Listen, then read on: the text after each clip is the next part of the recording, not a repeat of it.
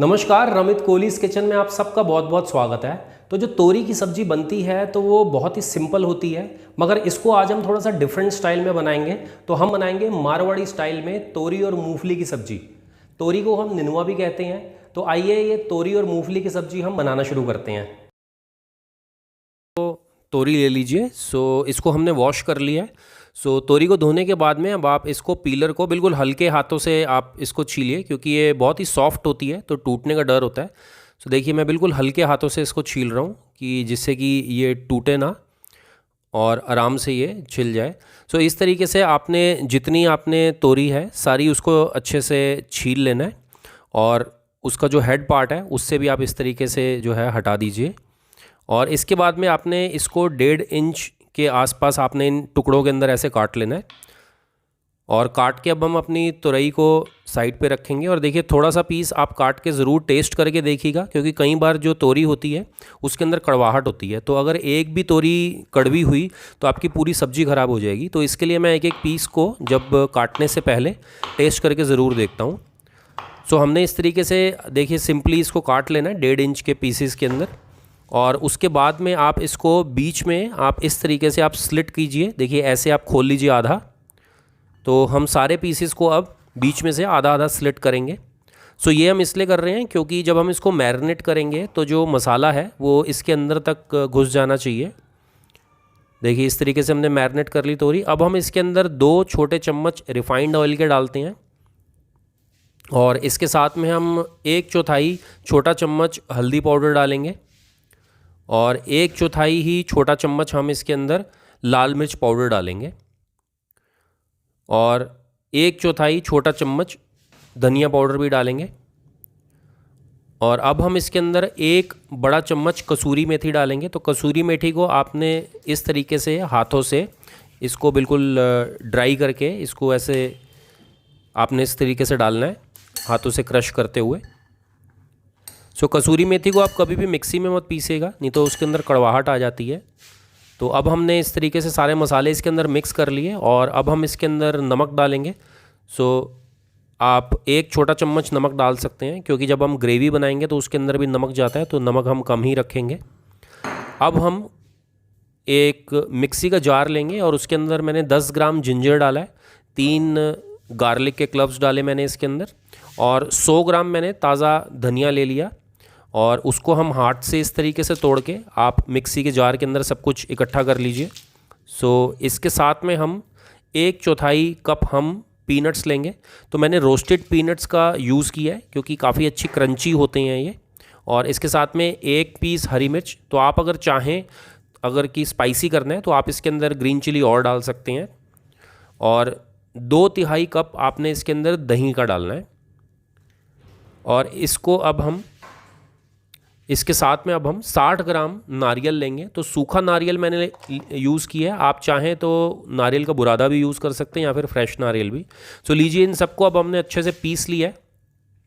अब हमने जो सब्जी के अंदर मसाला मिक्स किया था उसके अंदर जो हमने अब ये पीस के जो मसाला बनाया है, इसके अंदर हम तोरी के अंदर सब कुछ मिक्स कर लेंगे, और थोड़ा सा पानी डाल के हमने सारा जो मसाला था वो निकाल लिया है।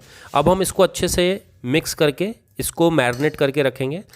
आपने अपने किचन में आप रूम टेम्परेचर पर ही मैरिनेट करके इसको रख सकते हैं। तकरीबन आपको 20 से 25 मिनट के लिए रखना है, जिससे कि जो सारा मसाला है और जो धनिए की और नारियल की खुशबू है वो तोरी के अंदर चली जाए। अब हम एक साफ़ कढ़ाई लेंगे, उसके अंदर हम 6 छोटे चम्मच रिफाइंड ऑयल के डालेंगे, और अपनी गैस को हम अब फुल पे कर लेंगे, जिससे कि हमारा तेल अच्छा गर्म हो जाए। और जब हमारा तेल अच्छा गर्म हो जाएगा तो आधा छोटा चम्मच हम इसके अंदर जीरा डालेंगे।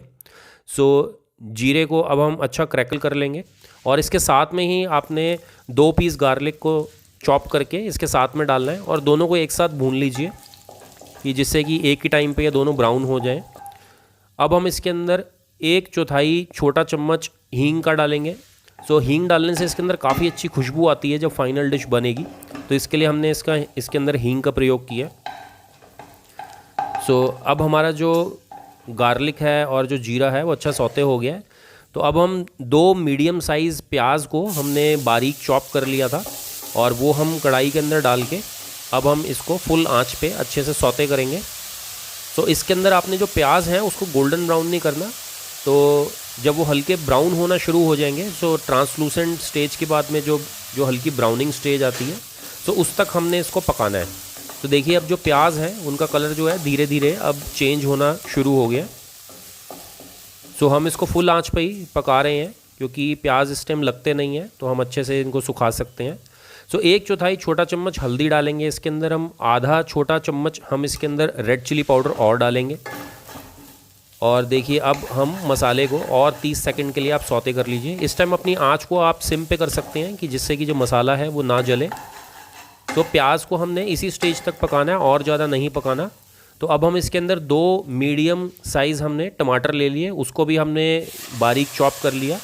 आप चाहें तो टमाटर की प्यूरी भी बना सकते हैं और वो आप इसमें डाल सकते हैं। तो इसके अंदर प्याज और टमाटर इक्वल क्वांटिटी मैंने यूज़ किया, दोनों 2-2 पीस यूज़ किए हैं।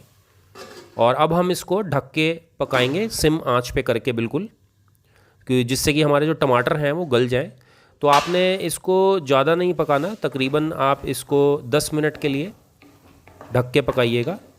सो मगर सिम आंच पे ही पकाइएगा, नहीं तो जो टमाटर हैं वो उनका पानी जल्दी सूख जाएगा मगर वो गलेंगे नहीं और नीचे चिपकने का भी डर होता है। तो देखिए इस तरीके से बीच बीच में आप हिला सकते हैं इसको, कि जिससे कि जो मसाला है वो नीचे ना चिपके। तो अब हम एक बार फिर से देखिए जो इसका पानी है वो काफ़ी हद तक अब सूख चुका है और जो हमारे टमाटर हैं वो भी सॉफ्ट हो चुके हैं। तो अब हमने इसी स्टेज तक इसको पकाना था। अब हमारे जो हमने मैरिनेट करके तोरी रखी थी, तो उसको हम अपनी कढ़ाई के अंदर डाल देंगे और जितना मसाला हमारे बोल के अंदर है मैरिनेशन वो भी उसके साथ में डाल देंगे। और अब हम इसको अच्छे से मिक्स कर लेते हैं। सो जो हमारा टमाटर प्याज का मसाला है उसके अंदर तोरी का मसाला जो है, जो मैरिनेशन था, उसको हमने अच्छे से मिक्स कर लिया। अब हम इसके अंदर नमक एडजस्ट करेंगे। सो इसको थोड़ा सा चखेंगे, चखने के बाद में आप नमक को एडजस्ट कीजिए और इसको अच्छे से अब आप मिक्स कर लीजिए। अब हमारी जो आंच है उसको हमने फुल पे कर लिया है। तो देखिए अब इसके अंदर अच्छा बॉयल आना शुरू हो गया। तो बोल भी हमने जितना थोड़ा सा पानी डाल के हमने इसके अंदर इसके साथ में डाल लिया। इसको अच्छे से हम मिक्स कर लेंगे हम। और अब आप इसको सिम आंच पे करके आप इसको ढक के पकाइए। सो तोरी को पकने में ज़्यादा टाइम नहीं लगता, 10 मिनट के अंदर ही अच्छी पक जाती है, एकदम सॉफ्ट हो जाती है।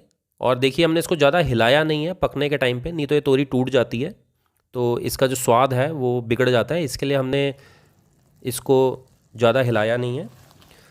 सो अब हम इसको अच्छे से मिक्स करके अब हम इसके अंदर आधा टेबल स्पून हमने इसके अंदर गरम मसाला पाउडर डाला है और अपनी आंच को अब हम बिल्कुल बंद कर देंगे। और गरम मसाले को मिक्स करने के बाद में 1 टेबल स्पून धनिया, सो जिसको हमने चॉप कर लिया था, सो वो डाल के इसको अच्छे से अब आप मिक्स कर लीजिए। तो लीजिए हमारी तोरी और मूंगफली की सब्ज़ी बन के तैयार है। तो इसके अंदर जो नारियल और मूंगफली और जो धनिया का हमने पेस्ट बनाया था, तो उसका जब ये फ्लेवर तोरी के साथ में मिक्स हो जाता है तो इसका स्वाद जो होता है वो सचमुच में इतना बेहतरीन बन जाता है कि आप इसको बार बार बना के खाना चाहेंगे। तो मैं आशा करता हूँ आप सबको ये तोरी और मूंगफली की सब्ज़ी बहुत पसंद आई होगी। तो आप मेरे चैनल को लाइक कीजिए, सब्सक्राइब कीजिए आने वाली स्वादिष्ट रेसिपियों के लिए। धन्यवाद।